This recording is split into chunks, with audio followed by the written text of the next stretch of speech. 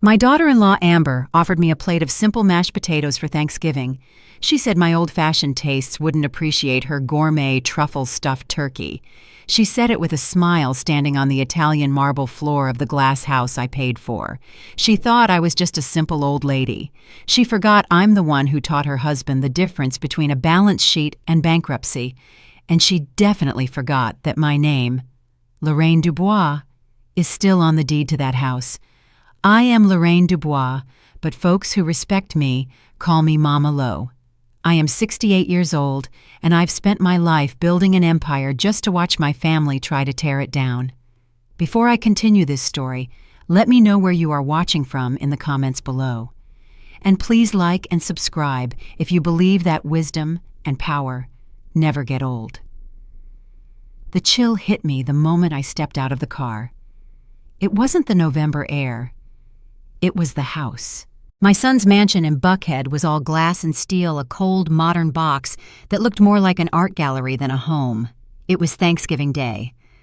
I walked up the pathway carrying the sweet potato pie I had baked from scratch, the one my son used to beg for. The front door opened before I could ring the bell. Amber stood there, my daughter-in-law. 38 blonde, and wearing a cream-colored cashmere dress that probably cost more than my first car. Her smile was bright, tight, and completely fake. "Mama Lo, you made it." She kissed the air near my cheek, her eyes glancing past me to the driveway. "Oh, you brought pie. How nice. You can just put that in the kitchen. The help will find a place for it later." She led me into the foyer. The floors were polished white marble that reflected the cold lights from the ceiling. "Do be careful, Mama Lo," she said, touching my arm lightly. "This flooring is imported Italian marble. It's terribly slippery if you're not paying attention." I just smiled at her. I've built Dubois Realty from nothing. I've walked through muddy construction sites in heels. I've balanced on steel beams 3 stories up. I think I can handle a marble floor. "Thank you for the warning, dear," I said. "It's a clean look." "We think so," she said, already moving toward the kitchen. "James is on a call, of course. Business." The kitchen was enormous, all stainless steel and gray counters. There wasn't a single photograph on the refrigerator, not one drawing from my grandbabies. Amber gestured to the massive oven. "You have to see this. It's a truffle-stuffed turkey with a goose fat rub, very gourmet. The recipe is from a Michelin-starred chef in Paris." She then looked at me, her smile turning a little too sweet. "I know it might be a bit adventurous for your tastes. Don't worry, I made sure to set aside some simple mashed potatoes just for you. We wouldn't want you to feel overwhelmed." Overwhelmed. I looked at this woman in this house built on my son's success that started with my seed money, and I kept smiling. "How thoughtful of you, Amber. Simple potatoes sound just fine." We moved from the sterile kitchen to the dining room. The table was a single long slab of dark wood, polished to a mirror finish. There was no tablecloth, no warmth, just sharp modern plates and more forks than a person needs. Amber's friends were already seated. They all had the same look, expensive, bored, and overly thin. They talked loudly, their voices bouncing off the glass walls. The conversation was a storm of names I didn't know and places I didn't care about. "Oh, the skiing in Aspen was just divine, but we're doing Gestad this year," said a woman with diamonds sparkling in her ears. Another man was complaining about his portfolio manager. It was a contest of who could spend the most money while sounding the most miserable. My son Marcus sat across from me. He looked pale. At 45, he was a tech millionaire, the boy wonder of Atlanta. But sitting there under his wife's watchful eye, he just looked tired. The fire he used to have, the passion he had for building things when he was younger, it was gone. Replaced by a designer suit and the hollow look of a man who just says, "Yes, dear," to everything. I tried to catch his eye. "Marcus," I said, pitching my voice under the chatter, "how is the new data center project? I read an article that said—" Amber's hand landed on his arm, a perfectly manicured cage. "Oh, Mama Lo, let's not bore everyone with data centers." Her laugh was bright and sharp. "Marcus, darling, you must tell Charles about the new Silicon Valley deal. The one with the crypto integration. It's absolutely brilliant." Marcus started to speak a dull, rehearsed speech about acquisitions. I watched him, my heart aching for the boy he used to be. Amber turned her dazzling smile on me. This is all probably going right over your head, isn't it, Mama Lo? She leaned in as if sharing a secret, though the whole table could hear. Do you even know what blockchain is? It's that new computer money thing. She paused, patting my hand as if I were a child. It's dreadfully complex. Don't you worry your head about it. The table went quiet. Her friends were watching, amused, waiting for the old lady to be confused. My son looked down at his plate. He said nothing. The silence stretched. I slowly placed my fork and knife on the edge of my plate. The clink of the silver against the china was the only sound. I looked directly at Amber. My voice was quiet, calm. Amber, I said, you are correct. I cannot code blockchain. I let the words hang in the air. But I can read a balance sheet. I may be retired, dear, but I am not senile. I know the difference between an asset and a liability. You could have heard a pin drop. The man talking about Gstaad suddenly found his water glass fascinating. The woman with the diamonds looked between us, her smirk gone. Amber's face went stiff. The smile was frozen, but her eyes were cold. Then she let out that high, artificial laugh. Oh, Mama Lo, you are such a card, always so serious. She turned back to her guests. Anyway, Charles, as Marcus was saying. The party continued, but the air was different. My son never once looked up from his plate. The air at the table was so thick you could have cut it with one of those fancy steak knives. After I'd put Amber in her place, she just doubled down, smiling that razor blade smile. She started talking at me, not to me, bragging about their new club membership, the wait list for their children's preschool, how exhausted she was from managing the household staff. My son Marcus just sat there stirring his potatoes a ghost at his own feast. I was counting the minutes until I could politely leave. Then I saw her. Maya, my granddaughter. Marcus's daughter from his first marriage, the one Amber treated like an unfortunate accessory. Maya had been silent all night, watching everyone from under her dark lashes. She's 17. She's smart. And she sees everything. Amber was just reaching for the wine. A deep, dark red. And of course, she was saying, the Gstaad trip is booked, but the real challenge is... Maya stood up a little too quickly. Oh, can I help clear those plates? Her arm moved. It was just a small movement, an elbow connecting perfectly with Amber's wrist as she held the full glass. Time slowed down. The dark red wine arced through the air. It landed right down the front of Amber's $3,000 cream-colored silk dress. There was a gasp. The woman with the diamonds choked on her water. Amber looked down. For one long second, she didn't react. Then she shrieked. It was a high, thin sound that vibrated the crystal. My dress! My dress! Maya! You clumsy stupid. She jumped up, knocking her chair over backwards. She was grabbing napkins, dabbing uselessly at the stain that was spreading like a wound. Marcus, do something! Marcus shot up like he'd been hit. Yes, dear. Right. Club soda. Let's go to the bathroom. Now. He grabbed her arm and practically ran with her from the room, leaving their guests staring at their plates. The table erupted in whispers. Maya started picking up the fallen chair, her face a perfect mask of apology. Oh, I'm so sorry. I'm just so clumsy tonight. I don't know what happened. As she bent down to get the chair, she moved closer to me. The guests were too busy gossiping to notice. She leaned in, her voice fast and low. Grandma, she whispered, I did that on purpose. I had to get her away from you. I just looked at her. This wasn't a clumsy teenager. This was a strategist. What is it, baby? I whispered back. You have to be careful, she said, her eyes wide with fear. Please, Grandma, don't trust her. I saw her last week. She installed tracking software on Dad's phone when he was in the shower. She told him it was for security. Tracking software. My mind went cold. She's been on the phone with lawyers, Grandma. I hear her late at night. She keeps talking about assets and power of attorney. Before I could ask another question, we heard the footsteps. Amber stormed back into the room. She was wearing one of Marcus's black bathrobes. Her face was blotchy and red. She didn't say a word. She just walked straight to Maya and pointed one long, sharp finger. "You, your room. Now!" Maya stood up. "Yes, Amber." She gave me one last look, a look packed with warning, and walked out. Amber sat down still in the bathrobe. Her hands were shaking. She picked up her fork. "Well," she announced to the stunned table, "where were we?" The rest of the dinner was a blur of polite smiles and strained conversation. Amber, still in her bathrobe, didn't say another word to me. But she watched. Every time I moved, every time I sipped my water, her eyes were on me. Cold, calculating. Finally, a server brought out dessert, some kind of deconstructed pumpkin-spiced something smeared on a slate tile. Marcus, who had returned to the table with a strained expression, stood up. He tapped his glass with a spoon.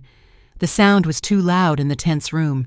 He was clearly trying to smooth things over to reclaim the evening. I just want to thank you all for coming." He started, his voice a little unsteady.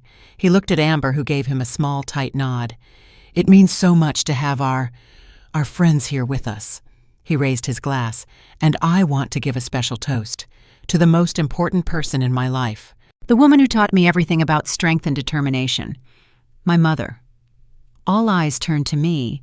I felt a small, painful flicker of hope. Maybe he was still in there.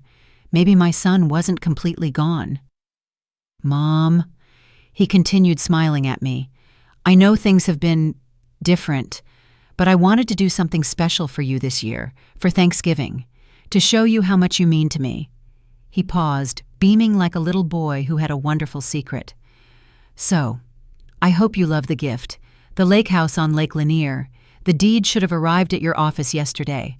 I had it stocked with 2 cases of that Chateau Margaux you love so much. Happy Thanksgiving, Mom."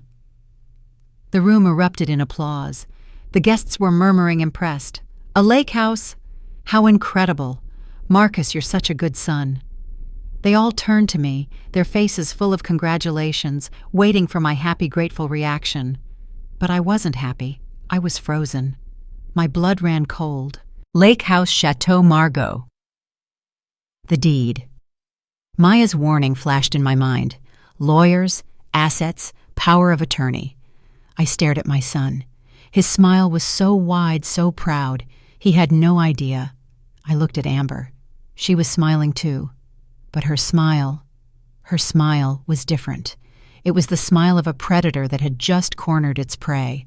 She knew I hadn't received any house. My hands started to shake. I gripped the edge of the table.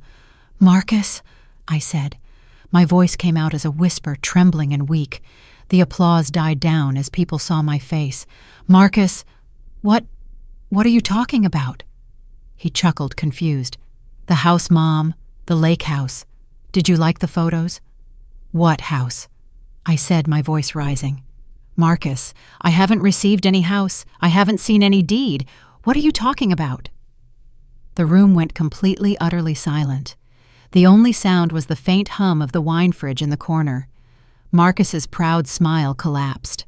He stared at me, his face turning a dull, confused red. "What, Mom? What do you mean I signed the papers 2 weeks ago? My office sent everything to your—" Amber sprang from her chair. She let out a peal of laughter so loud it sounded like glass shattering. She rushed over to Marcus and wrapped her arms around him, kissing his cheek. "Oh, you silly man," she trilled, her voice dripping with fake adoration. "You ruined the real surprise I told you I was handling the final transfer."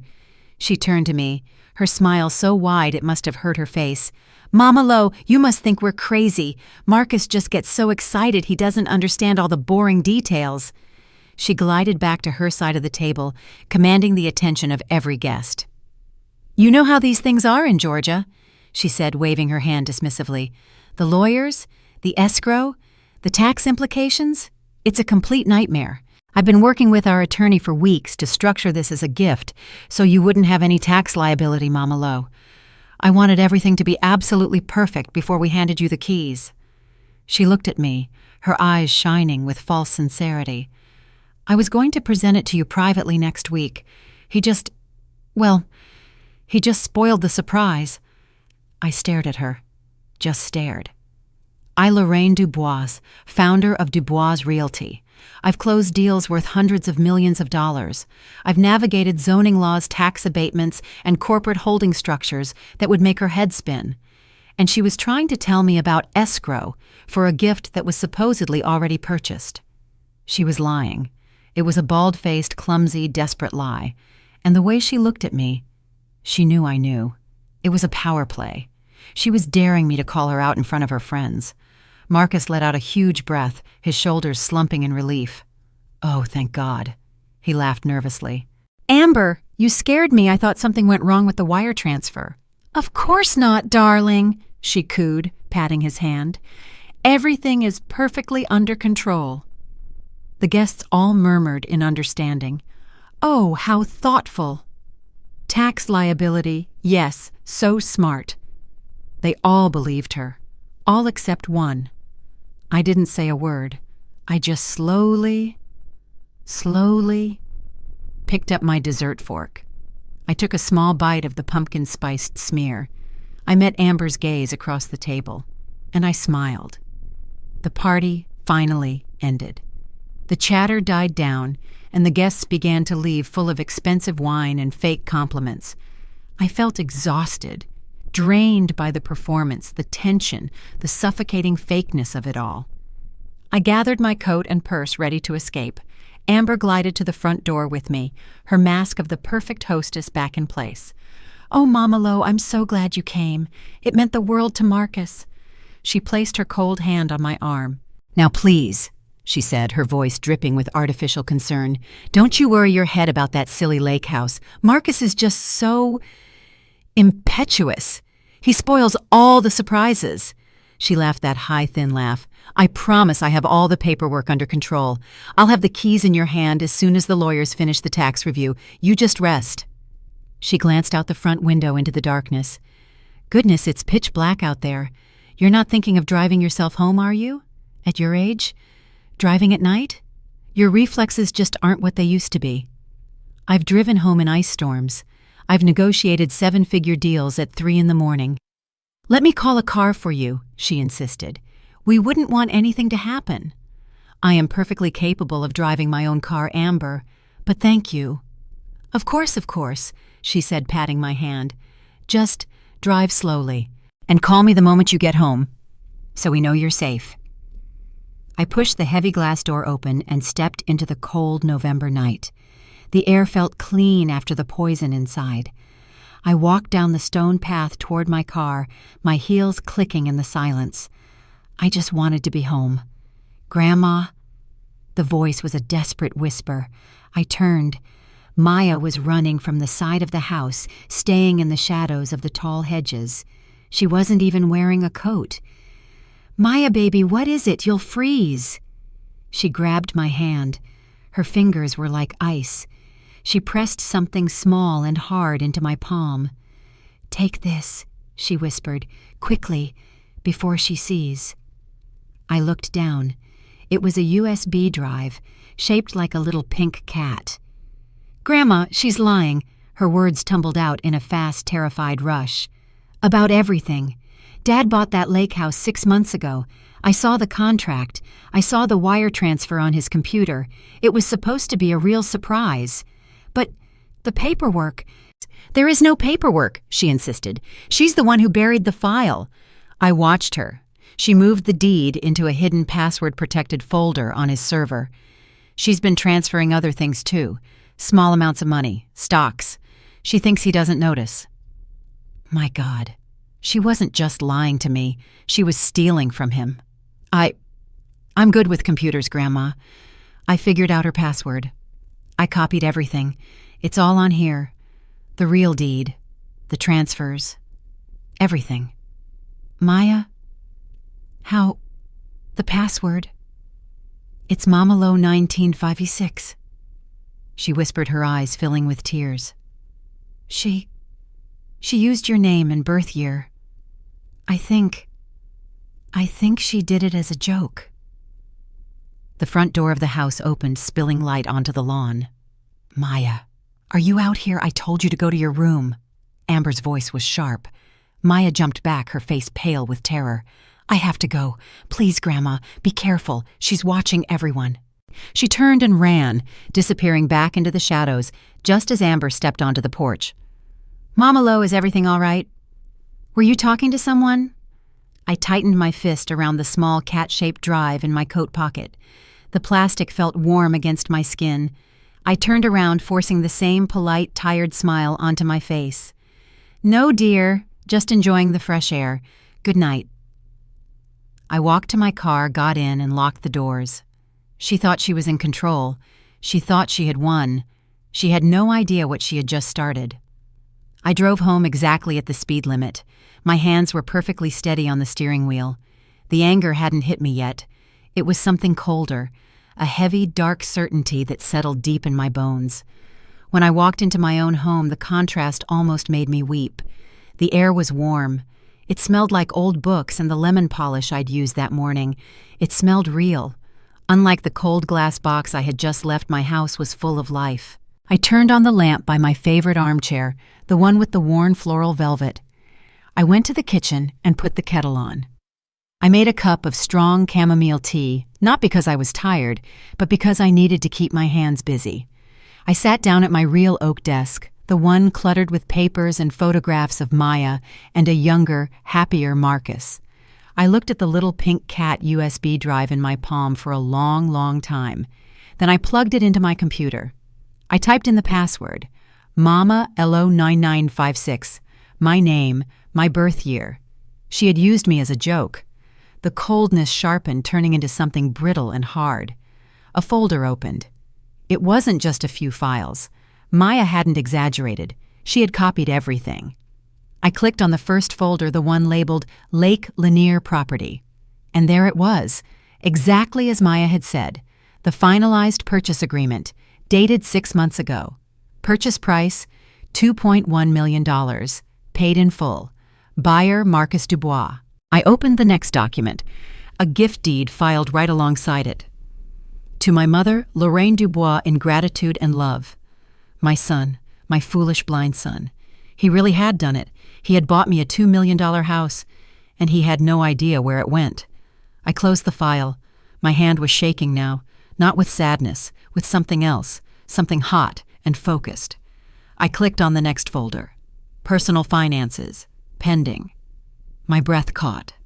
Inside that folder was another contract, a brokerage agreement, a listing agreement to sell the Lake Lanier property.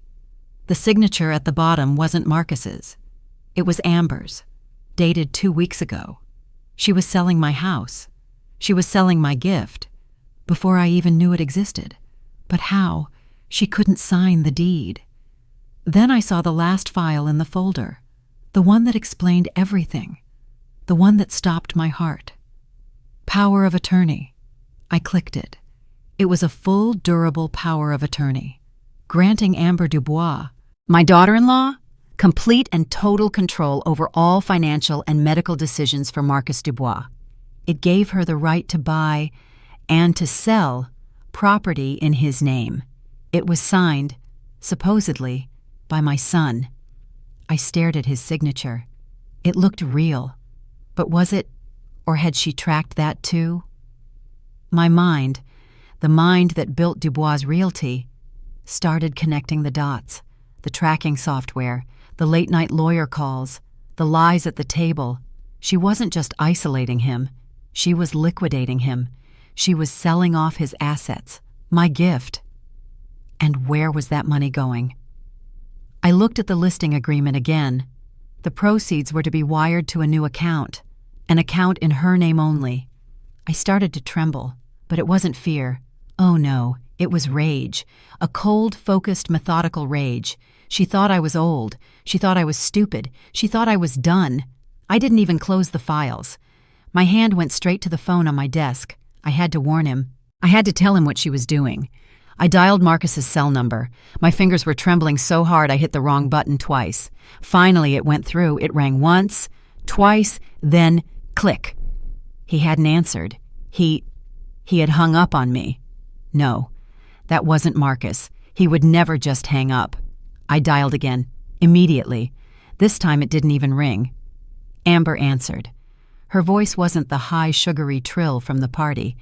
It was flat, cold, like steel. Lorraine, it is almost midnight. What could you possibly want? The Mama Low was gone. This was the real Amber. Amber put my son on the phone, right now. He's busy, she said. The disinterest in her voice was terrifying. He's in an important meeting.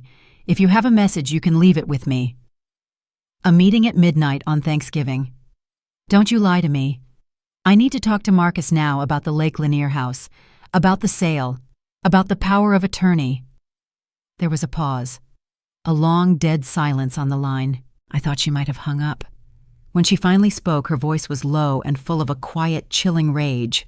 I told you, she hissed, that I was handling it. You just couldn't leave it alone, could you? You, an old interfering relic. You just had to keep digging. What have you done to him, Amber? That power of attorney. What I've done, she cut me off, is secure my family's future, something you never seemed interested in doing. You just wanted to sit on your pile of money. Marcus understands. He's tired. He needs someone to take care of the hard decisions. So I am. Now, stop. Calling. You are not to interfere in our business again. Click. She hung up on me. My heart was hammering against my ribs. I dialed his number again, and again, and again, straight to voicemail, every single time. I tried his office number, his home number. The same result. She had blocked me. She had blocked my number from his phone. I sat back in my chair, the silence of my warm, safe house suddenly feeling like a tomb. Maya's warning. The tracking software. The power of attorney. Amber wasn't just lying. She wasn't just stealing. She had built a digital wall around my son. She had him isolated. She had total control. And I was completely and totally locked out. I did not sleep. I sat in my armchair and watched the gray morning light creep into my living room. The anger from the night before hadn't faded. It had settled. It had cooled and hardened into something heavy, cold, and focused. Panic is what happens when you don't have a plan. I had a plan. Amber had made a fatal mistake. She mistook my retirement for surrender. At 7 a.m., I got dressed. I didn't put on my usual comfortable clothes. I put on my armor. A dark gray wool suit, the one I used to wear when I was closing a hostile negotiation. I did my hair. I put on my pearls. I didn't call anyone. This was not a phone call. I drove. I didn't go to the new glittering Dubois Realty Tower downtown. I drove to a quiet street to an old brick building with oak trees out front. The name on the glass door was simple. E. Washington Private Investments. I used my own key to get in. He was already there, of course. Elias Washington, 70 years old, sharp as a diamond, and the only man on earth I trusted with my life. He'd been my chief financial officer for 30 years. He retired the same day I did. He was sitting at his desk, reading the Wall Street Journal, a cup of real, percolated coffee steaming at his elbow. He looked up over his reading glasses when I walked in. He didn't look surprised. He just looked ready. He saw the suit. He saw my face. He slowly folded his newspaper and set it down. "Lorraine," he said, his voice calm and deep. "I thought our chess game was on Wednesday." I walked straight to his desk. "Elias," I said, my voice steady, "I need you. I need the old you. The one who stayed up with me for 3 days straight to find the error in the Midtown merger." He took off his glasses and slowly polished them with a handkerchief. He didn't look at me. He looked at the wall where a framed photo of us and the mayor from 1998 hung. "I thought you called me here to play chess, Lo," he said quietly. "What's going on? What's this really?" I opened my handbag. I took out the small, ridiculous pink cat USB drive. I placed it on his immaculate oak desk right next to his coffee cup. It looked like a joke. "My daughter-in-law, Amber," I said, is in the process of selling a $2.1 million lake house that Marcus bought for me. A house I never even knew existed. Elias looked at the USB drive. Then he looked at me. He didn't say a word. She is lying to him, I continued. She has his power of attorney. She has blocked my number from his phone. And I know. This is just the tip of the iceberg. Elias looked at the pink cat. He looked at my wool suit. He looked at my face. He didn't sigh. He didn't ask questions. He simply stood up, walked to the front door of his office, and turned the open sign to closed. I heard the solid, heavy thunk of the deadbolt locking. He walked back to his desk, sat down, and pulled a fresh yellow legal pad from his drawer. "All right, Lo," he said, picking up his pen. "Start from the beginning. Tell me everything." I spent the next 24 hours existing, not living. I drank tea I didn't taste. I read pages in a book I didn't comprehend. I walked through my garden and couldn't recall the names of the flowers. I was waiting for the cold, hard proof to catch up with the terror that had already settled in my heart. My phone rang at 10 a.m. on the dot. I picked it up before the second ring. "Lorraine Dubois." "Lo, it's Elias." His voice was heavy. All business. He hadn't slept. I could hear it. I skipped the small-time investigators. I called in a favor. Someone who specializes in high-level financial forensics. He's been digging all night. My stomach tightened. "And the power of attorney," he said flatly. "I had him pull the original filing from the courthouse records, the signature. Lo, it's real. The notary is legitimate. It was filed exactly 3 months ago." 3 months. The date hung in the air. Why would Marcus sign over his entire life to her? He was my son. Yes, but he was also a savvy businessman. It made no sense. "It gets worse," Elias continued, his voice grim. "She didn't wait. The day after that document was filed, she started moving things. Quietly." "The lake house," I said. "Bigger than the lake house, Lo. She's been siphoning his secondary investment accounts. Small amounts at first so he wouldn't get an alert. 10,000 here, 20,000 there, but it's adding up, fast." "Where is it going, Elias? Where is she putting it?" There was a long, heavy pause. I heard him shuffle a paper on his desk. "She's good," he said. "She's not just a greedy fool. She's a professional. She's moving it offshore. My guy found the trail an hour ago, a newly opened corporate account in the Cayman Islands." I closed my eyes. "Under what name?" "Amber Smith," Elias said. "Smith. That was her maiden name. Amber Smith. The Caymans. And 3 months ago." My mind raced, tumbling backward. 3 months. Why was that date so familiar? It wasn't just a random day. And then I remembered. Marcus had called me. He'd been sick, violently ill. "Just a terrible case of food poisoning, Mom," he'd said, his voice weak over the phone. "Amber took me to that new oyster bar. Must have been a bad one." He was in bed for 3 days. I had offered to come over to bring him my chicken soup, but Amber had insisted. She had it all under control. "I'm just taking care of my man." She'd laughed, her voice sugary. It actually gave me a chance to finally organize all his paperwork. His files are such a mess. It makes you think, what if this had been really serious? We need to have a power of attorney set up, just in case, just to be safe. I had thought it was morbid. I had thought it was practical. I sat there at my desk, gripping the phone, the blood draining from my face. A man gets sick, conveniently sick, and his wife, the one who just installed tracking software on his phone, uses his weak, bedridden state to have him sign over his entire financial life, just in case. The coldness I'd felt before was nothing compared to this. This was ice. This was something monstrous. Did she poison my son? "Lo." Elias's voice was sharp, pulling me back. "Lo, are you still there?" "Yes, Elias." I whispered, my mouth suddenly dry. "I'm here. She's not just a thief. She's a predator." We met in a place where no one knew our names. A small, dark coffee shop near the old rail yards. The kind of place that smells like burnt beans and regret. It was miles from Buckhead, miles from my world. We couldn't risk my home or his office. I didn't know how deep Amber's surveillance went. Elias was already in the back booth, a thick manila folder resting on the table between his hands. He looked like he hadn't slept in 48 hours. His eyes were red-rimmed behind his glasses. I slid into the vinyl seat. The surface was cracked and cold. I didn't order anything. I just looked at the folder. "Tell me," I said. He didn't open it. Not right away. He just pushed it across the table. "It's not just the house, Lo." His voice was low, rough. "The house was just the appetizer." I opened the folder. My blood ran cold. It wasn't just one document. It was a stack. Trade confirmations. Dozens of them. "She's liquidating his stock portfolio," Elias said, his voice flat.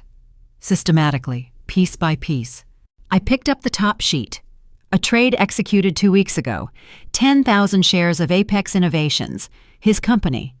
The company he built from nothing. Sold. I flipped to the next page.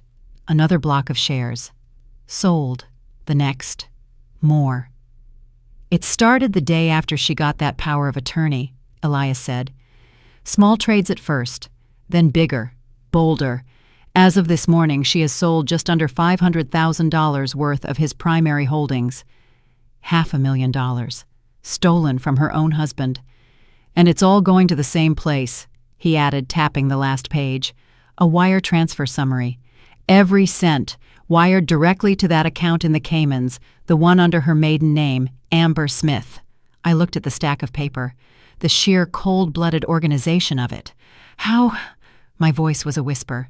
"How does he not know Marcus is not an idiot, Elias? He built that company. He would see the alerts. He would see the money missing." Elias leaned forward. The look on his face was something I had never seen before. It was fear. "He can't, Lo. That's the part that gets me. She didn't just put a tracker on his phone. She has his passwords. She has complete administrative control of his email." He pointed to a screenshot. "She set up filters, rules, any email from his brokerage firm," Elias said, his voice dropping. "Any email with the words trade confirmation, transaction, or wire transfer. They don't go to his inbox. They are instantly, automatically, rerouted to a hidden archive folder. A folder she checks every day from her own laptop." He shook his head. "He's completely blind, Lo. He looks at his email, he sees nothing but business. He looks at his portfolio, he just thinks the market is having a bad month. He has no idea that his wife, his own wife, is gutting him. She's built a digital prison around him, and he doesn't even see the bars." I sat there staring at the trade confirmations. $500,000. Gone. My son blindfolded and bound by his own wife. "How, Elias," I whispered. "How could she be so thorough?" "She's not just thorough, Lo," he said. He reached into his briefcase and pulled out one last thin folder. He didn't slide this one. He placed it in front of me as if it were something toxic. "She's meticulous." I opened it. It wasn't a bank statement. It wasn't a stock report. It was an invoice. From a doctor. Alistair Field, M.D., Geriatric Psychiatry and Cognitive Assessment. I knew that name. My blood turned to ice. "Amber took me to see him," I said, my voice barely audible. 2 months ago, and again last month. She said he was a new specialist just for a wellness checkup. She said she was worried I was getting forgetful. Elias just nodded, his face a grim mask. "I know. He's a specialist, all right. He specializes in providing expert testimony for contested guardianship hearings. He's a hired gun, Lo, and Amber hired him." He tapped the second page in the folder. It was a formal medical report written on Dr. Field's letterhead, addressed to Mrs. Amber Dubois. I read it. My hands were shaking so hard I could barely see the words. Patient Lorraine Dubois. I read aloud, exhibits clear signs of significant cognitive decline, consistent disorientation, and profound short-term memory loss. Patient displays paranoid tendencies, particularly regarding family members and finances. In my professional opinion, she is no longer competent to manage her own financial affairs or make sound legal decisions regarding her estate. I looked up at Elias, completely stunned. This is a lie. It's a total lie. I went there. He asked me what day it was. He gave me a word search puzzle. I thought he was just patronizing me. He wasn't patronizing you, Lo, Elias said, his voice hard. He was building a case against you. Amber paid him $5,000 for that 2-page report. I stared at the paper. The pieces, the horrible, monstrous pieces, slammed together in my mind. The tracking software on Marcus's phone, the coerced power of attorney, the hidden offshore accounts, the fake medical report. She's not just stealing from Marcus. I whispered, the full, awful truth finally dawning on me. She's coming for me, too. Elias nodded. She gets control of him. She gets you declared incompetent. And then she has it all. The Dubois Realty assets, the properties, the entire estate. She's not just a thief. She's a damn architect.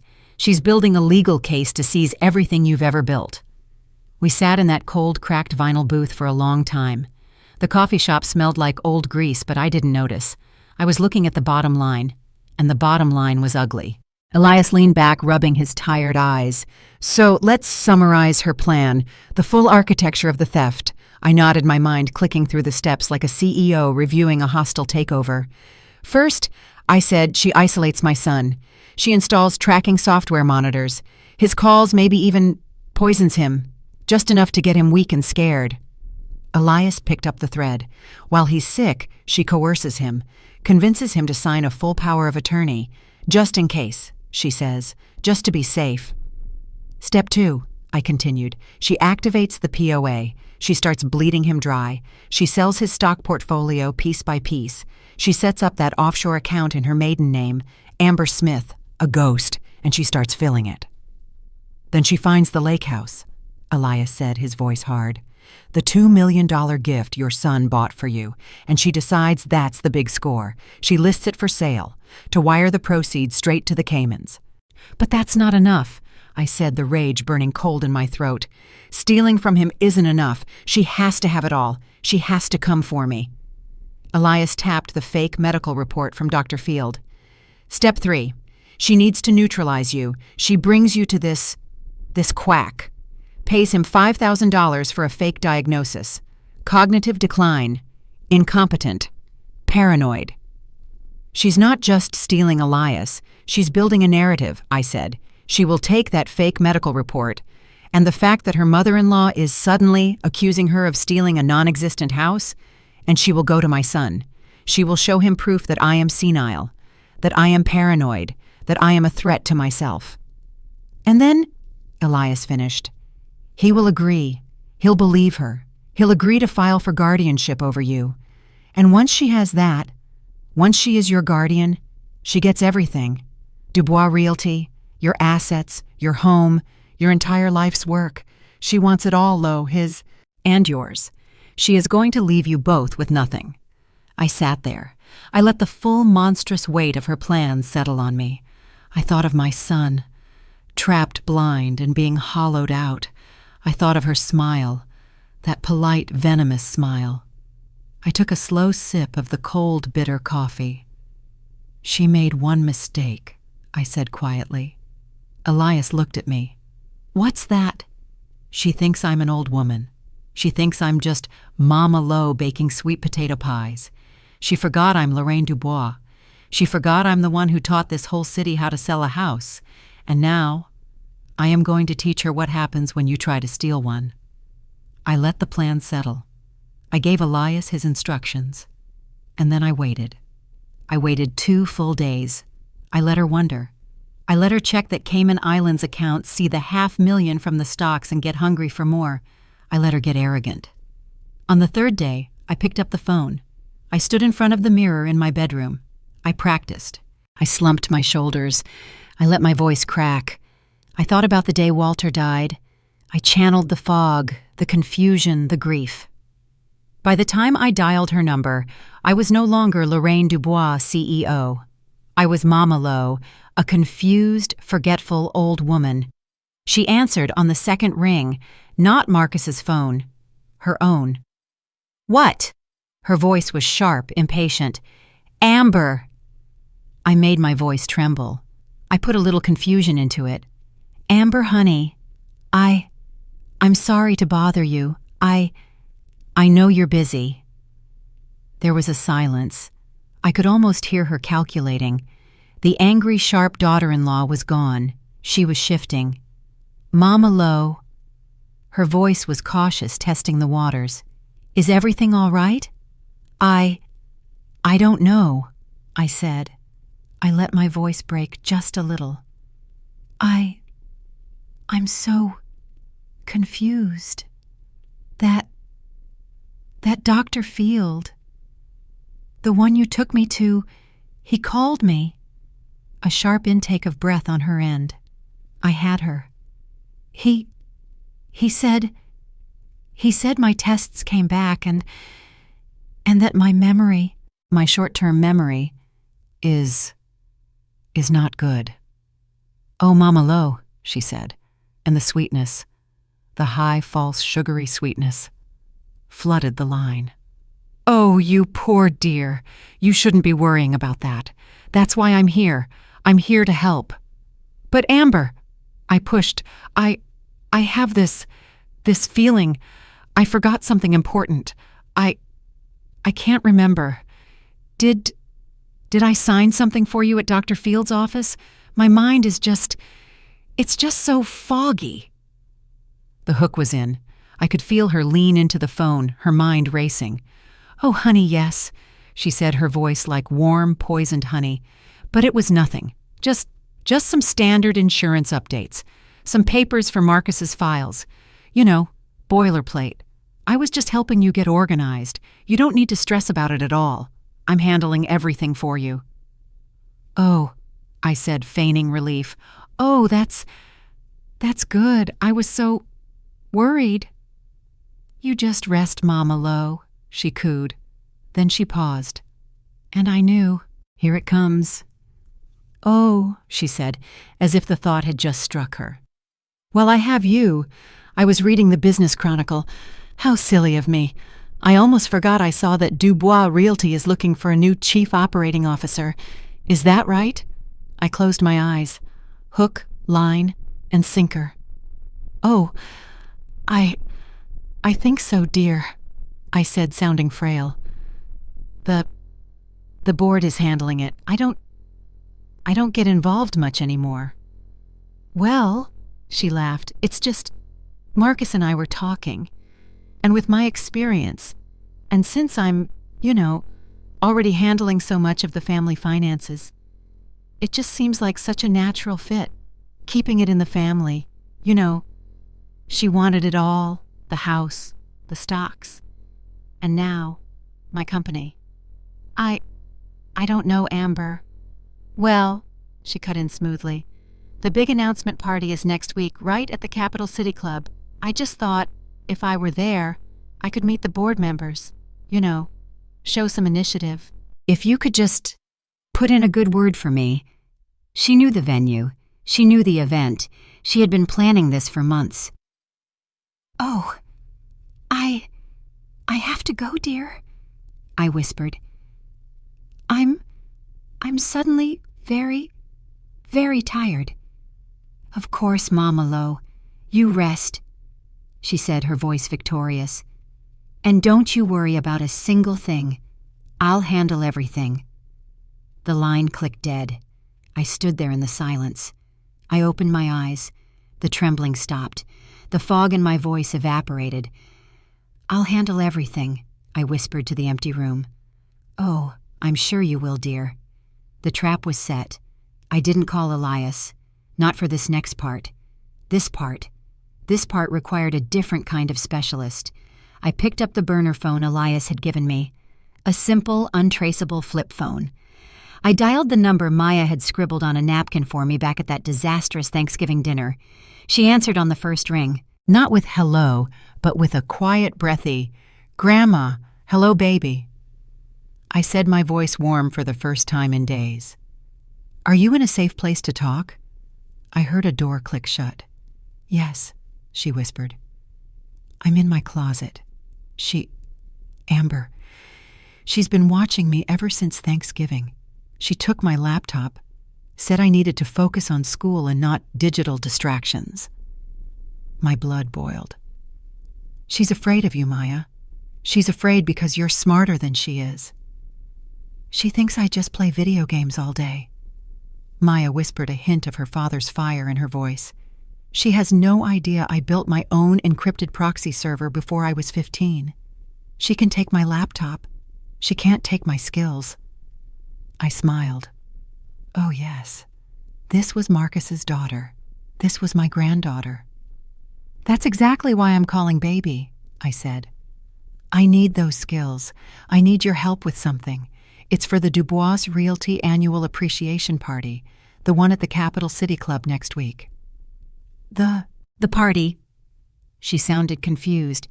Amber's going. She's been bragging about it. She said you were confused, but that she was going to go and represent the family's interests. Yes, I said the word like a chip of ice. I'm sure she is, and that's exactly why I need you. The regular AV technician, he's suddenly come down with a terrible stomach bug. A pause. Then, oh, she said. I could hear the smile in her voice. That's too bad. I guess you need someone to run the projector, someone who knows how to handle a complex presentation. Exactly. Someone I can trust completely. Someone who can handle a few last-minute file additions. Someone who won't be rattled if the presentation content is sensitive. Grandma? Maya's voice was firm now, all business. What do you need me to do? I'm going to send Elias over to your school tomorrow. He will have a new, very high-end laptop for you and a new, very secure phone. He will also have a USB drive. It's the pink cat. You still have it. It's the key to everything, I said. I need you to take all the files on that drive, all the evidence, the deeds, the power of attorney, the offshore account transfers, Dr. Field's fake medical report, all of it, and I need you to build a presentation. A presentation, a very special presentation, I said. I looked around my warm, safe living room. I want to call it a special report on family trusts and asset management. There was a long silence. I heard Maya take a deep, shaky breath. Grandma, she'll be destroyed. In front of everyone, the whole company, all of Atlanta. She made her choices, baby. Now she just has to own them. Okay, Maya said. Her voice was steady now. I can do that. I can even access the club's Wi-Fi network from the AV booth. I can make sure nothing can interrupt the presentation once it starts. No one will be able to shut it down, not even if they pull the plug. I closed my eyes.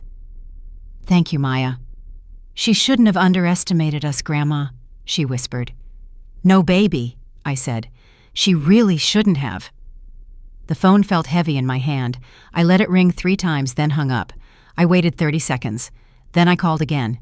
This was a classic negotiation tactic. Never appear too eager. This time she picked up on the second ring. Lorraine. Her voice was still sharp, annoyed. Amber, I whispered. I made sure to let my voice sound thin, papery. Honey, I need to talk to you. I thought I told you Marcus was busy, she snapped. No, dear, not. Not Marcus. You, I've been thinking. I took a shaky breath, a performance good enough for the stage. I've been thinking about what you said, about my age, and Dr. Field's report. A long, heavy silence on the other end. I could feel her picturing her on the other side of town, her sharp mind processing, calculating. I was walking into her trap. What? What about it, Mama Lo? Her voice was softer now, cautious. You're right, I whispered, letting a fake sob catch in my throat. You were right all along. I can't keep up anymore. I'm so tired, Amber, and I'm scared. I'm mixing things up. I'm forgetting everything. This was the moment, the final bait. I called the board this morning. I lied. I told them I'm done. I'm going to announce my full retirement at the party next week. It's just too much for me now. You were right. I heard it. A small, sharp intake of breath. The sound of a predator smelling blood in the water. She had won. She thought she had won. Oh, Mama Lo. Her voice was suddenly thick with a sickening false emotion. Oh, honey, that's such a brave, smart decision. I'm so proud of you for recognizing that. You've just been working too hard for too long. But what do I do? I pleaded, playing my part. Dubois Realty, the assets. I don't know who to trust. Shh, she cooed.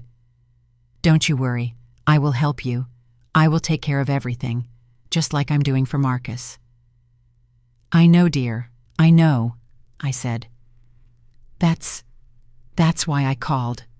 At the party, after I make my announcement, I want you by my side. I want to introduce you to the board, properly. I want to tell them that you should be the one to take over. The gasp was so loud it was almost a shriek, a sound of pure, unadulterated triumph. She thought she had just hit the jackpot. Mama Lo, she cried, and I could hear the tears of joy completely fake. Oh, Mama Lo, I don't know what to say. You trust me that much after I've been so stressed. I promise you. I promise. I will not let you down. I will take such good care of you, of Marcus, of everything. I know you will, dear, I whispered. I know. I'll see you at the party. Yes, we'll be there. Oh, Mama Lo, thank you. You just rest now. You've earned it. I hung up the phone. I sat in the silence of my living room. The frail, trembling old woman was gone. I looked at the phone, my hand steady my heart like a drum. Oh, yes, dear, I said to the empty room, my voice cold and clear as glass. I know exactly how you won't let me down. The night before the party, I did not bake a pie. I did not pick out a grandmotherly dress. I was in my study, the real study, the one where I had built my empire. The grandfather clock in the hall ticked a slow, steady heartbeat in the quiet house. I was not writing a retirement speech. I was preparing for war. Spread across my oak desk were 17 folders, not bank statements, not contracts.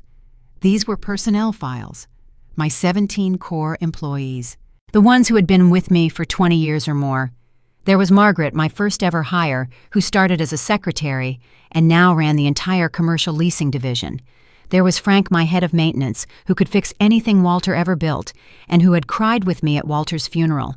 17 names, 17 families, 17 lives built on the foundation of Dubois Realty. This was my legacy. Not the cold glass house in Buckhead, not the $2 million lake house. It was this, these people, the stable, honest, profitable company we had all built together. And Amber, with her fake medical reports and her offshore accounts, thought she was going to walk in and take it. She thought she could liquidate these people's lives, just as she had liquidated my son's stock portfolio. I picked up the phone.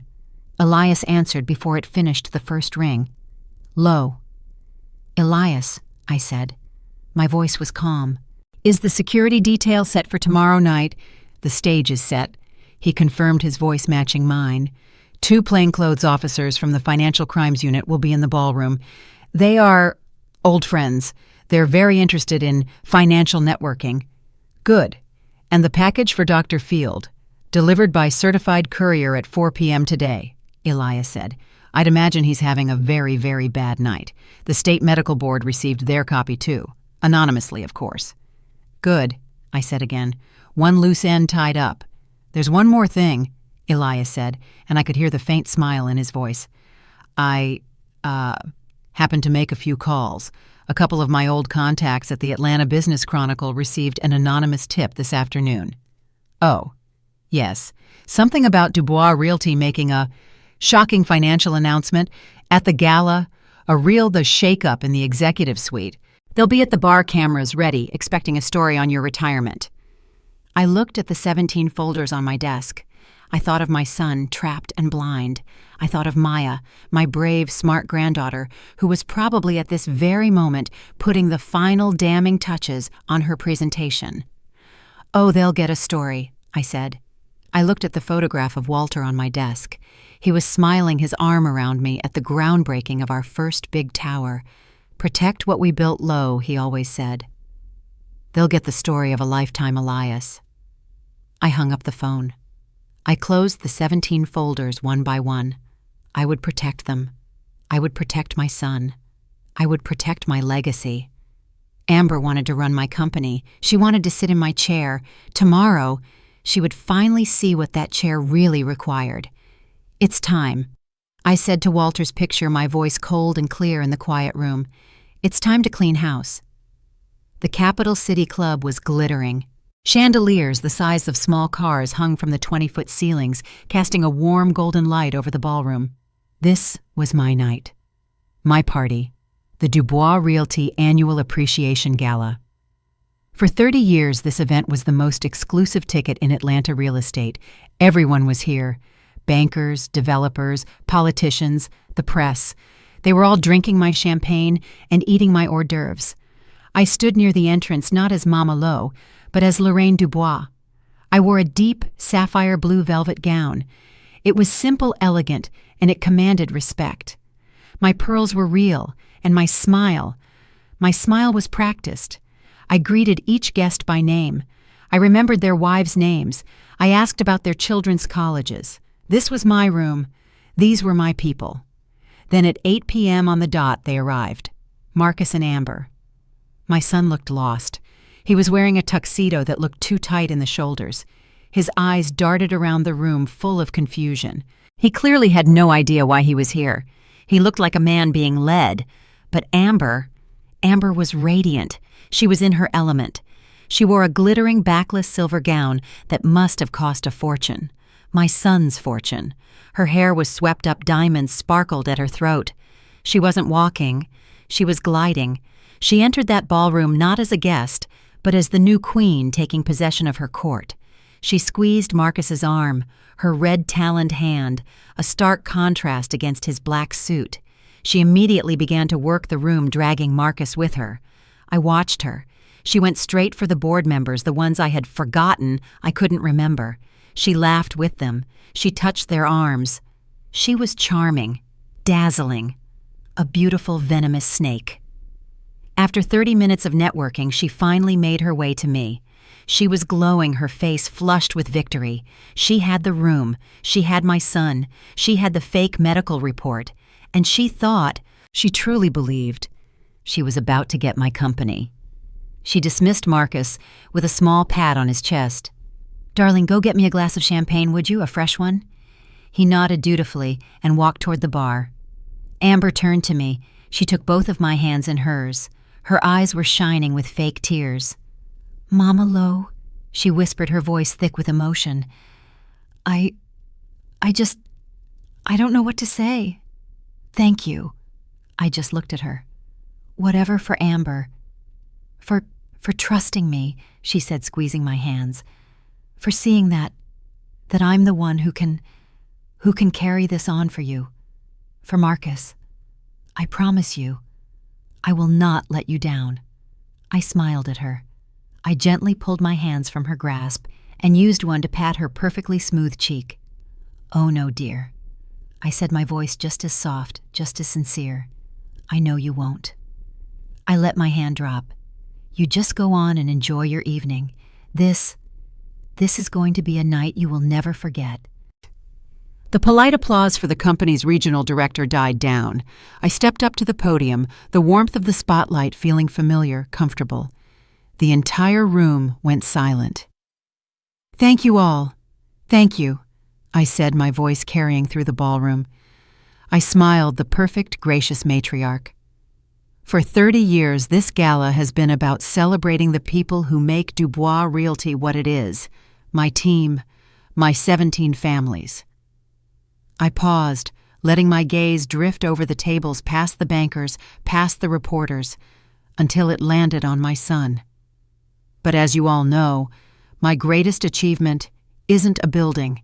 It's my family, my son, Marcus. I looked right at him. He looked startled, caught off guard. Even though he abandoned me for the world of technology, I joked, and the room chuckled. He has always been my greatest pride. Marcus, honey, would you come up and say a few words? I could see the surprise on his face. He looked at Amber. She was beaming. She positively vibrated with pride. She nodded at him a little, "Go on" gesture. "This is it," her face said. "This is our moment." He stood buttoning his tuxedo jacket. He walked to the stage, kissed my cheek, and stepped up to the microphone. "Wow." He laughed nervously, tapping the mic. I really wasn't expecting this. Thank you, Mom." He looked out at the sea of faces, his colleagues, my employees. "My mother, Lorraine Dubois, she's a legend. She taught me everything I know about business, about hard work, he paused, about integrity." I stood just off to the side in the shadows of the stage curtain. My heart just ached. Integrity. He was a good boy. He was my good boy, and he had no idea what was happening.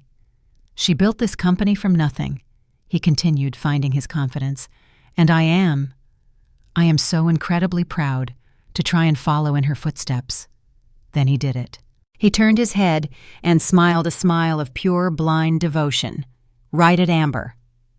"But I have to be honest, I couldn't do any of it. Not without my brilliant, beautiful wife, Amber." The room dutifully looked at her. She placed a hand on her heart, the picture of modesty. "These last few years," Marcus said, his voice thick with genuine emotion, I've been overwhelmed, drowning in work, and Amber, she stepped in. She organized my entire life, my finances, my schedule, my investments. She handles all the hard decisions, so I can focus on building the future. Honey, he said, looking right at her. Thank you. I love you. Amber blew him a kiss. The room cooed. I looked at my son, praising his jailer, thanking the woman who was robbing him blind. He finished his speech to a warm round of applause and stepped down from the stage, walking right back to her right, back into the trap. I didn't move. I stayed in the shadows of the curtain. I looked past the stage, past all the glittering tables to the small, dark AV booth at the very back of the ballroom. I could just see a silhouette. Maya. She was waiting. As Marcus sat down and Amber squeezed his hand in triumph, I caught my granddaughter's eye from across the room, and I gave one slow, deliberate nod. Now. As the applause for Marcus died down, I stepped back up to the podium. The warm spotlight hit me again. I adjusted the microphone, a small, deliberate movement. Thank you, Marcus, I said, my voice echoing rich and steady. That was beautiful. You are right. Family is everything, and you spoke so well about integrity and organization. I turned my head slightly, finding Amber in the crowd. She was still glowing, basking in her husband's praise. In fact, I continued, your wife, my daughter-in-law Amber, has been doing so much organizing lately, more than any of us knew. She has been handling so many things. And I smiled a wide, bright smile. Amber, honey, would you please join me up here on the stage? I have a special presentation just for you, a little family tribute. I could see her reaction, a flicker of surprise quickly replaced by pure, unrestrained triumph. This was it. This was the moment she had been waiting for, the public coronation. She thought I was about to hand her the keys to my kingdom in front of all of Atlanta. She practically floated onto the stage. She stood beside me, squeezing my arm, her smile radiant. She was the picture of the devoted, successful wife. "Oh, Mama Lo," she whispered, leaning into the microphone. "You didn't have to do this." "Oh, but I did, dear," I said, my voice smooth as silk. I turned to the back of the room to the small, dark AV booth. Amber's eyes followed mine. She saw a young technician silhouetted against the glowing equipment.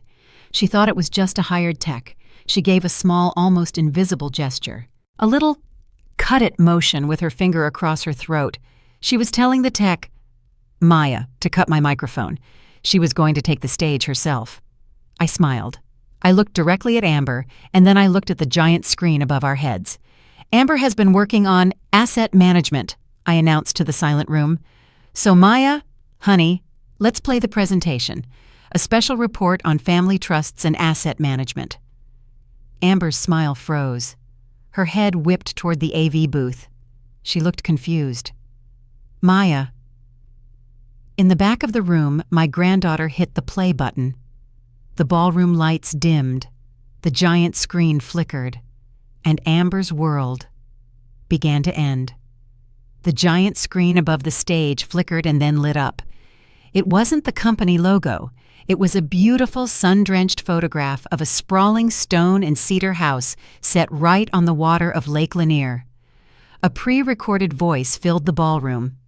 My voice, calm, clear, and full of pride. "This," my voice said as the image dissolved into a purchase agreement, "is a $2.1 million gift, a gift of trust and integrity, purchased 6 months ago by my son Marcus. For me." The room was silent. I watched Marcus. He was staring at the screen, a look of profound confusion on his face.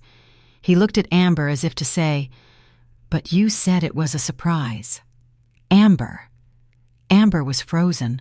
Her smile was still plastered on her face, but her eyes were fixed on the AV booth at the back of the room. She was realizing that Maya was not a technician. The screen changed, the same house, but now the image was of a real estate listing. A bright red "Sale Pending" banner was stamped across it. "And this," my recorded voice continued cold as ice, "is what trust looks like when it is organized." The screen dissolved again. This time it showed the sales contract, the listing agreement. And then the camera zoomed in. It zoomed in so close that everyone in the ballroom could read the signature line. "Signed," my voice echoed, "by Amber Dubois, as power of attorney." A gasp went through the room. People were turning, whispering. The reporters at the bar were no longer drinking. They were watching. I watched my son. He had gone completely white. He looked from the screen to Amber and back to the screen. "Amber," he said, his voice just a low, confused sound. "Amber, what is that? That's the house. Why does it say sale pending?" Amber didn't look at him. She was staring at me, her face a mask of pure, unadulterated hatred. The presentation wasn't finished. "A signature," my voice boomed through the speakers, "that my son gave, just in case, never knowing he was signing away his mother's gift, never knowing he was funding a private account in the Cayman Islands."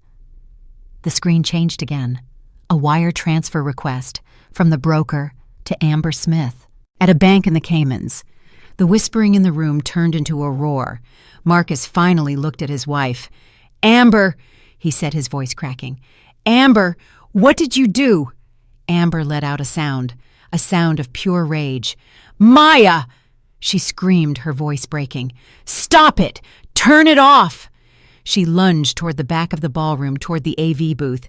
She was going to stop my granddaughter, but she only made it 2 steps. 2 men, 2 large men in dark suits who had been standing quietly by the main doors, stepped directly into her path. They weren't club security. They were Elias's men.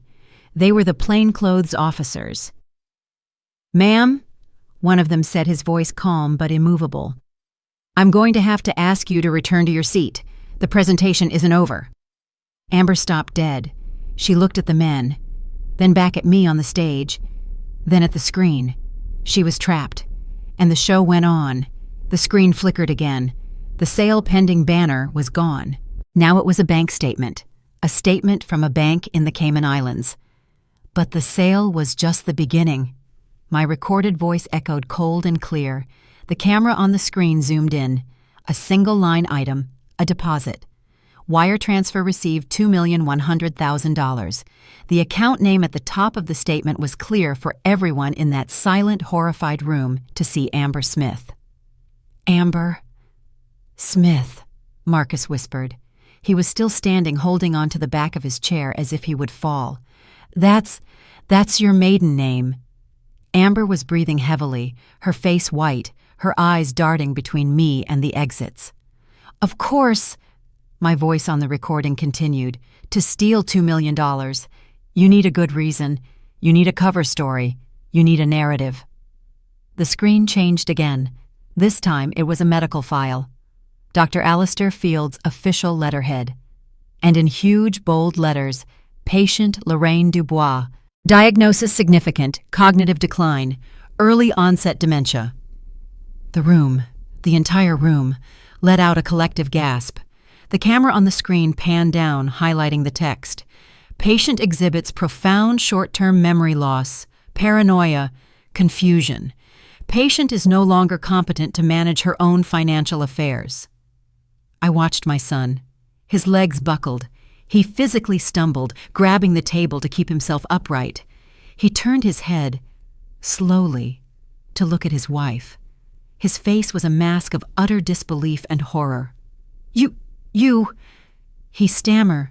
This is what you told me." He stammered, his voice breaking. "You told me she was sick. You told me she was confused. You told me she was dying." The giant screen holding the fraudulent medical report went black. For a second, there was only the sound of Marcus breathing a harsh, ragged gasp in the microphone. He was still staring at Amber, his face a mask of dawning horror. You told me she was sick," he repeated, his voice cracking, breaking over the ballroom. Amber didn't answer. She was still flanked by the two plainclothes officers, her face a pale, twisted mask of fury. Then my voice filled the room again. The pre-recorded voiceover, calm, methodical. "But a fraudulent report, a lie, is only as good as the doctor you pay for it." The screen lit up again. It wasn't a document this time. It was a simple, stark audio file icon, a waveform. "Dr. Alistair Field," my voice announced, was very cooperative. Once my attorney explained the legal penalties for medical fraud and conspiracy, he was very eager to share his conversations with Mrs. Dubois. Amber's head snapped up. Her eyes— I have never seen such pure primal terror in a human being's eyes. She knew what was coming. "No," she whispered. "No, you can't." A click sounded over the speakers, and then her voice. Not the sweet, concerned, sugary voice she used on me. Not the adoring, supportive voice she used on Marcus. This was her real voice, the voice I heard on the phone, cold, sharp, and ruthless. "I don't care how you do it, Alistair," her voice echoed through the glittering ballroom. "Just write that she's confused. The worse the better. You're the doctor. Make it sound medical. I don't know. Profound short-term memory loss. Paranoid delusions. Whatever. Marcus will believe me. He'll believe anything I tell him." I watched my son. He flinched. He physically recoiled as if his wife's voice had slapped him across the face. The audio wasn't finished. "He's already convinced she's losing it." Amber's voice continued casual as if she were ordering lunch. "He believes she's paranoid about that lake house, the one I'm already selling. He's so easy. He's drowning in guilt and work. He just wants someone to tell him what to do." There was a muffled sound from the doctor, and then Amber's voice, sharp and final. "Look, just sign the report. Get me guardianship. Once I control her assets, once I have Dubois Realty, we split it, 50-50. That's millions for a one-page report. Now, are you in or are you out?" The audio file clicked off. Dead. Silence. The entire ballroom, 200 of Atlanta's most powerful people, sat in a state of suspended animation. No one breathed. No one moved. Then, from the back of the room, a new sound. Click. Whir. Click. Click, click, click, whir. The sound of camera shutters. The reporters from the Business Chronicle. They weren't drinking champagne anymore. They were standing on chairs, their flashes going off, capturing the scene on stage, capturing Amber, her face pale and ugly with rage, capturing me standing at the podium calm and watching, and capturing my son, Marcus. He had turned, very, very slowly, to face his wife, the woman he had praised, the woman he had loved, the woman who had just, in front of the entire world, admitted to gutting him, to betraying him, and to planning to destroy his mother. The look on his face, it wasn't anger. Not yet. It was just devastation. The sound of a man's entire world, his entire life, breaking apart in a single terrible public moment. The camera flashes were like gunshots in the silence. Amber stood there, hyperventilating, her face ugly with hate. She looked at Marcus, who was still frozen, his face ashen, his eyes hollow. He looked broken, and seeing his weakness, her tool, broken and useless, she finally snapped. She didn't scream at me. She screamed at him. "You!" she shrieked, pointing a shaking silver-taloned finger at her husband. "This is your fault, you weak, pathetic excuse for a man." The room held its breath. The plainclothes officers took a half-step forward but didn't intervene. They were letting her confess. "I did this. I did all of it for us," she screamed, her voice cracking. "Because you were too weak to take what was yours. She's a leech. That old bitch has been dangling that company in front of you your whole life. You should have taken it from her years ago." Marcus just stared at her, uncomprehending. "I had to do everything." Amber was pacing on the stage now, a caged animal.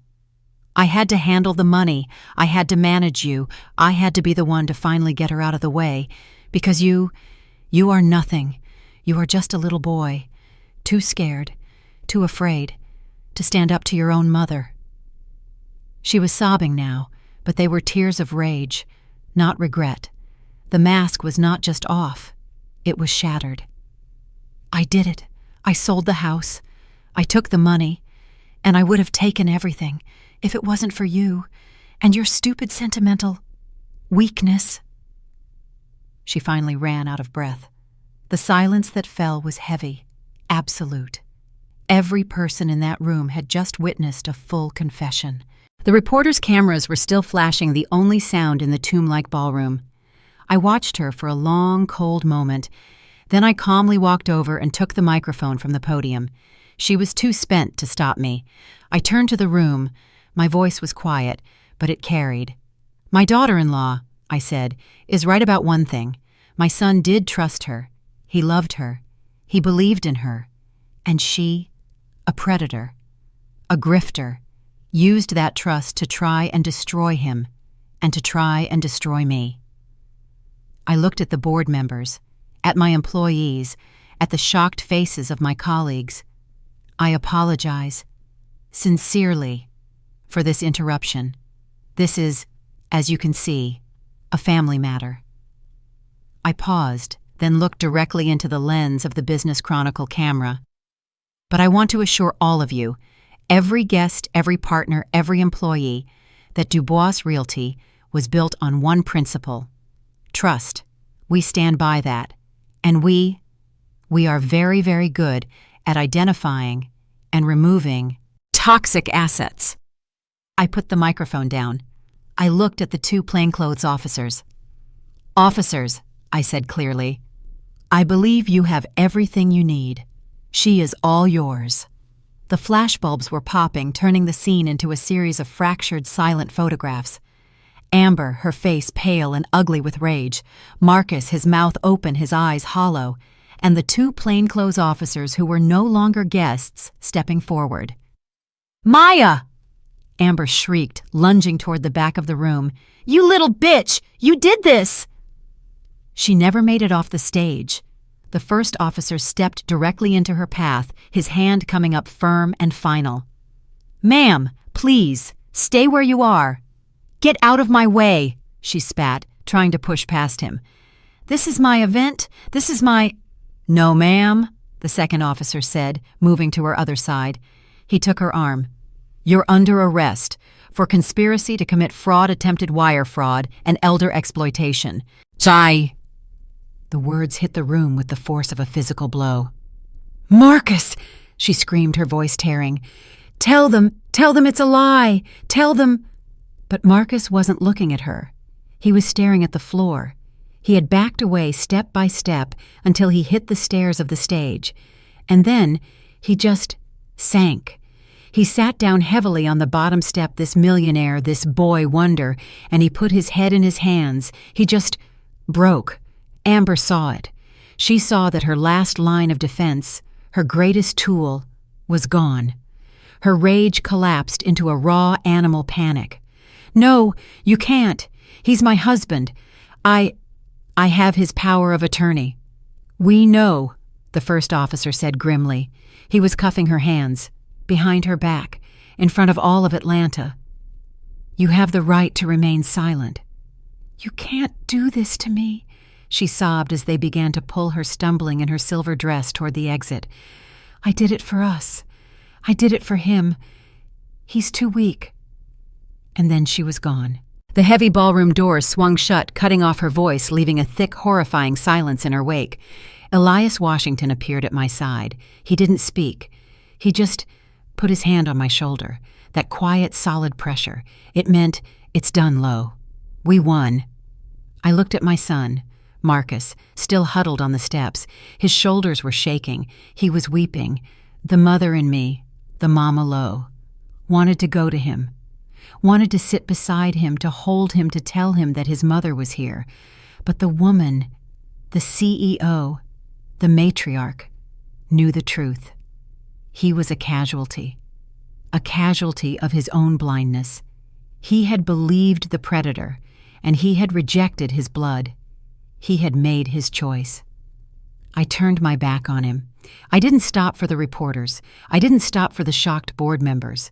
I walked off that stage, my head held high. I walked past my son. I didn't slow down. I walked all the way to the back of the ballroom, all the way to that dark AV booth. The door was open. Maya was standing there, her small hands still resting on the laptop. She was shaking. Her face was pale, and tears were streaming down her cheeks. She was just a kid, caught in this awful, awful war. She looked at me terrified. I stopped in front of her. I looked at this girl, this child, who had the courage of a lion, the integrity her father had lost, the real Dubois blood. I opened my arms. She fell into them, burying her face against my velvet dress, her whole body trembling. "Grandma," she sobbed, I'm so sorry." I held her. I stroked her hair. I let her cry. "Shh," I whispered. "No, baby. You have nothing to be sorry for. You didn't break this family. You just saved it." I held her back by the shoulders and looked her right in the eyes. "Thank you," I said. "My warrior." 6 months later, the Atlanta papers were still having a field day. "The Buckhead betrayal," one headline called it. "The Thanksgiving takedown," said another. Amber was out on bail awaiting trial. She was facing a mountain of charges: conspiracy to commit wire fraud, aggravated elder exploitation, forgery. Her assets, our assets, were frozen. That Cayman Islands account, Elias had locked it down so tight she couldn't buy a cup of coffee with it. Dr. Field had lost his medical license. He had agreed to testify against Amber in exchange for a lighter sentence. My son, Marcus, was a different man. He had sold Apex Innovations, his company. He had to. He used the money to pay back the stockholders Amber had defrauded and to cover the legal fees. He had lost almost half his net worth. He had lost his glass house. The bank had foreclosed on it. He had lost his wife. He had lost his reputation. And he had lost my trust. I drove out to the new site in East Atlanta. It was one of our biggest projects. a 200-unit affordable housing community. It was hot, the Georgia sun, beating down the air, thick with the smell of sawdust and fresh concrete. I put on a hard hat and walked past the framing crews. And I found him. He wasn't in an office. He wasn't wearing a tuxedo. He was wearing jeans, work boots, and a reflective yellow vest. His face was beaded with sweat, his hands dirty. He was holding a set of blueprints, arguing with a foreman about a foundation pour. He looked more like himself than he had in 10 years. He saw me. The foreman nodded respectfully. "Mrs. Dubois." Marcus just stopped. He looked down at his muddy boots. Then he looked at me. "Mom," he said. His voice was quiet. I didn't know you were coming." "I come by all my sites, Marcus. You know that." He nodded, rolling up the blueprints. He looked thin, but the hollowness in his eyes was gone. He looked present. I don't know what to say, Mom," he said, not meeting my eye. "After everything." "Then don't say anything," I said. "Work." "I am," he said, gesturing to the concrete forms. "They've got me checking rebar placements. I'm starting at the bottom, like you told me you did. With," his voice cracked, "with Dad." I looked at the foundation. "Trust is built from the ground up, Marcus. Just like this building. You forgot that. You got lost in the glass towers. You forgot about the rebar. You forgot about the concrete." He finally met my gaze. His eyes were clear, and they were filled with a profound, terrible shame. "Can I," he whispered, "can I ever earn it back, your trust?" I looked at my son, my foolish, broken, humbled son. He wasn't a boy wonder anymore. He was just a man standing in the mud, asking for a second chance. I looked at the foundation. Then I looked at him. "Show me," I said. I handed him my spare hard hat from under my arm. "Show me the rebar." A year makes a difference. The Georgia sun felt warm today, not hot. It sparkled on the calm blue water of Lake Lanier. The house, my house, stood silent, the stone and cedar gleaming. It was beautiful, and it was finally legally mine. Elias had handled the forfeiture auction. I bought it back from the bank with my own money. The money Amber had tried so hard to find. It was no longer a crime scene. It was no longer a secret. It was just a house, waiting. I stood on the wide back porch, a cup of coffee in my hand. I wasn't alone. Maya stood beside me. 18 years old, she had her father's height and my eyes. She was headed to Georgia Tech in the fall on a full scholarship, the Lorraine Dubois Legacy Scholarship, a fund I had set up the day after the gala. We'd spent the morning walking through the empty rooms. We didn't talk about the trial. We didn't talk about Amber, who was 6 months into her 12-year sentence for fraud, forgery, and elder exploitation. We didn't talk about Marcus, my son. He was working, out on a job site in East Atlanta checking rebar placements. He had sold his company. He had given me a check for $2.1 million, the cost of the house. I had torn it up in front of him. "Your debt isn't to me," I told him. "It's to your daughter, and you pay that back with time, not money." He was still my son, but he was starting over, from the mud. Maya leaned against the railing, looking out at the water. "It's a good house, Grandma," she said quietly. "It's a strong foundation," I replied. I set my coffee down. I reached into my pocket. I pulled out a set of keys. They were not the keys to this house. They were old, heavy brass, attached to a simple leather fob stamped Dubois Realty. Maya looked at them. "For the house." I shook my head. "No, baby. This house is just wood and stone. It's an asset. I'm giving you the source." I held them out. "These are the keys to my office, the corner office, the CEO's office, the one I built 35 years ago." Maya's eyes went wide. She physically backed away. "Grandma, no, I can't. I'm 18. I haven't even started college yet. I don't know anything. I smiled. I finally, truly smiled. Oh, baby, you know everything that matters. You know what your father forgot. You know what your stepmother never understood. What? Integrity, I said. You know that trust is more valuable than any asset. You know that you protect your family. You don't fleece them. I put the keys in her hand and closed her fingers around them. They were small against the heavy brass. You're right, I said. You are going to college, you're going to Georgia Tech, and then you're going to get a dual degree in finance and law. Elias has already arranged it. You're going to learn how the system works inside and out. But the company? The company will be waiting for you. I'm not retiring. Not yet. I'll keep the chair warm, but this, Dubois Realty. It's yours, Maya. It was always meant for the child who had the strength for it. You have your father's quick mind, his instincts, but you have my steel. You're the one who saved us. You're the one who earned this. 1 year later, the air in the Lake Lanier house was warm. It smelled like roasting turkey sweet potato pie, my pie, and cinnamon. It smelled like Thanksgiving, the real one. I watched from the kitchen doorway. The house wasn't a cold glass box. This house had wooden floors, comfortable chairs, and photographs. So many photographs. Maya at her high school graduation. Marcus and Maya arms around each other laughing by the dock. Even a few of me and Elias toasting with champagne. In the kitchen, Marcus was carving the turkey. He looked older. There were new lines around his eyes, but the hollowness was gone. The exhaustion had been replaced by a quiet peace. He wore a simple sweater, his sleeves rolled up. He looked focused. He looked solid. Maya stood next to him at the counter, whisking gravy in a pan, her laptop open to a recipe on the counter. She was arguing with him about whether to add more sage. They were cooking. Together. This was our new family, built from the wreckage of the old one. I stepped back, looking at them. I am Lorraine Dubois. I am 69 years old, and I am finally home. My daughter-in-law Amber thought I was a senile old woman, easy to fool.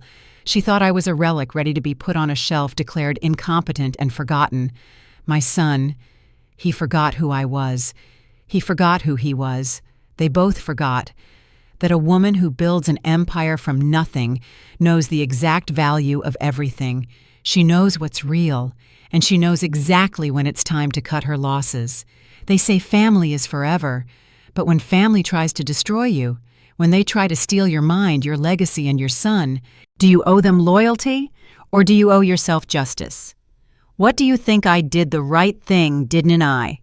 The story of Lorraine Dubois teaches us a powerful, timeless lesson. Never underestimate a person just because of their age. Amber, in her consuming greed, made a fatal mistake. She looked at Mama Lo and saw an old, frail, simple-minded woman, someone easy to trick and discard. She forgot that age brings wisdom, experience, and resilience.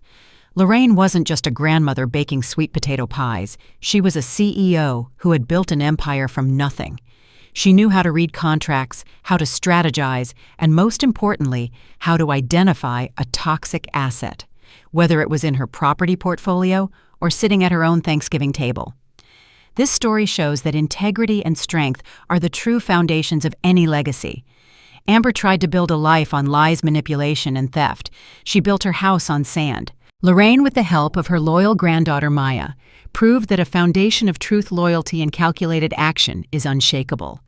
While Amber's world collapsed under the weight of her own deceit, Lorraine reclaimed her power, secured her legacy, and proved that wisdom is the most powerful weapon of all.